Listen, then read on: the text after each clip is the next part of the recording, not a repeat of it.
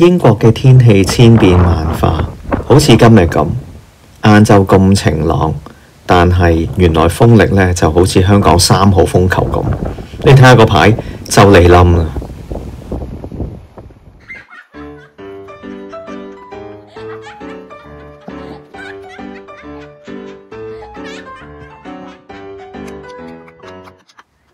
睇下棵樹連根拔起。今日呢真係相當之大風。當我出去工作嘅時候呢，真係見到有啲本地人專登呢行出屋企感受下個風力。但係對於香港嚟嘅朋友，見慣颱風嘅朋友，呢啲可能係小菜一碟。咦，唔係喎，今朝個垃圾桶企喺度喎，依家吹冧咗。不過佢膠冇擺嘢冧啫。哇，唔係喎，呢個公家垃圾桶都好實淨，都吹冧咁大風。英國嘅大風係比香港嘅大風危險，因為英國呢四周圍都好多樹木嘅，咁而高樓大廈就少，咁一大風一吹起嗰啲樹呢，嗰啲樹枝跌落嚟呢，其實真係有危險。同埋呢，如果想揾個地方匿一匿呢，都冇嘅。哇！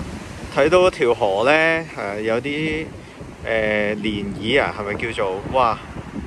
即係好大風啊！咁啊，有啲樹都倒塌咗啦，已經。今日出街呢，遍地都係樹枝啊！無論係揸緊車或者行路呢，都好多樹枝。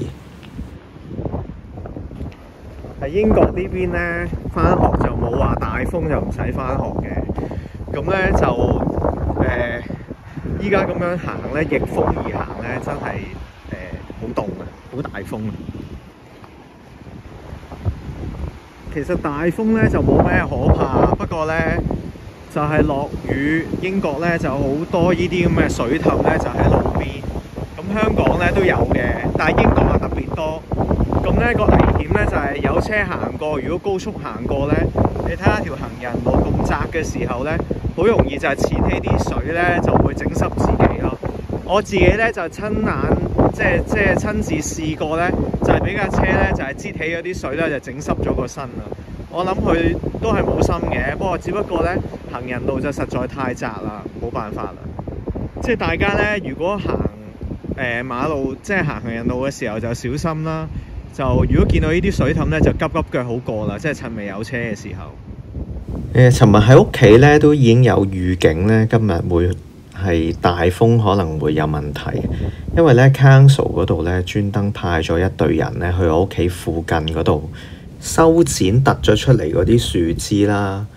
有啲樹呢，枯死咗嗰啲呢，就鋸咗棵樹啦。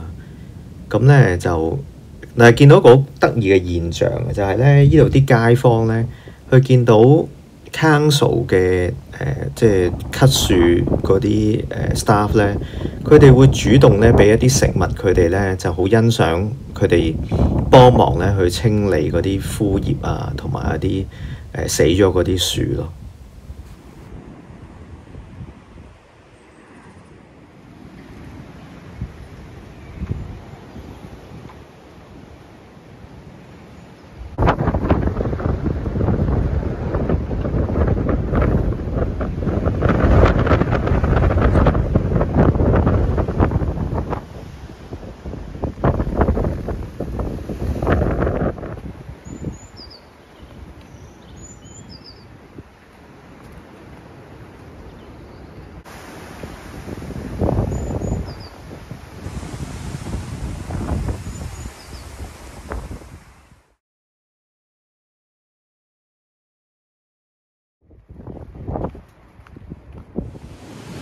哇！好大風啊，係依家好大風，哇！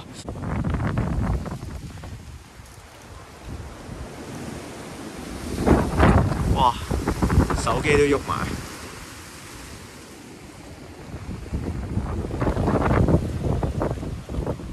哇！今日枕住都係好大風啊！哇！嗰啲樹枝，哇！小心啲，樹枝啊，好犀利。Angie， 原來係你整蠱做怪。今日同大家分享去到呢度啦，鍾意我哋影片嘅記得 comment、like 同埋 subscribe，下集再見。